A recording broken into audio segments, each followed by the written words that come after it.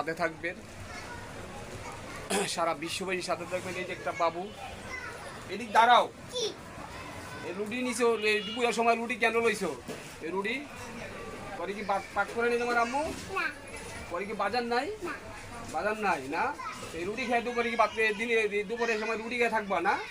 খুব কষ্টে তো আছো, দর্শক সাথে থাকবেন। দেখছেন একটা বাবু দুপুরে খাওয়ার সময় এই ভাত খাবে, কিন্তু ঘরে খুবই একটা অভাব, বা সংসারে ইনকাম কম, বা রাস্তায় বাইরে ইনকাম করতে পারে না, রোজগার নাই। তাই পরিস্থিতি অনেকজনের অনেক খারাপ চলছে, খারাপ হচ্ছে। এখন সামনে কি হয় বলা যায় না, বলতে পারি না, উপরে আল্লাহ তাআলাই ভালো জানে।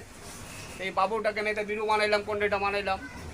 খুব আমাদের দিকে খুবই কষ্ট লাগলো, খারাপ লাগলো। দুপুরের সময় মানুষ খাবে ভাত, এখন এই মেয়েটা দোকানে একটা চা নিতেই যা রুটি নিয়েছে। এই জন্য আমি জিজ্ঞাসা করলাম, বাবু তুমি এই রুটি চা দুপুরের সময় নিতেইছো কেন? ঘরে ভাত নাই। তবে ঘরে ভাত নাও মানে ঘরে বাজার শর্ট, বাজার নাই।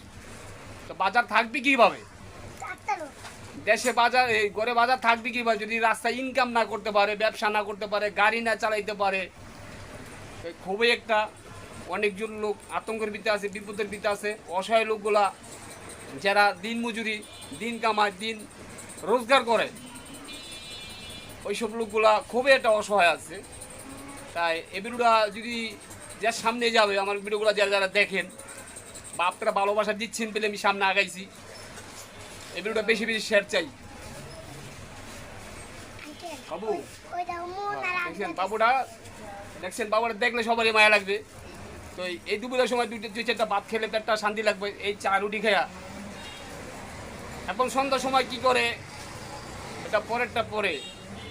তো দুপুরের খাওয়াটা একদম মানুষের মেন খাবার, কিন্তু দুপুরের খানাটা ঠিক না বাবু? এই চা রুটি খাওয়ানে না, যাক যাক আল্লাহ ভরসা।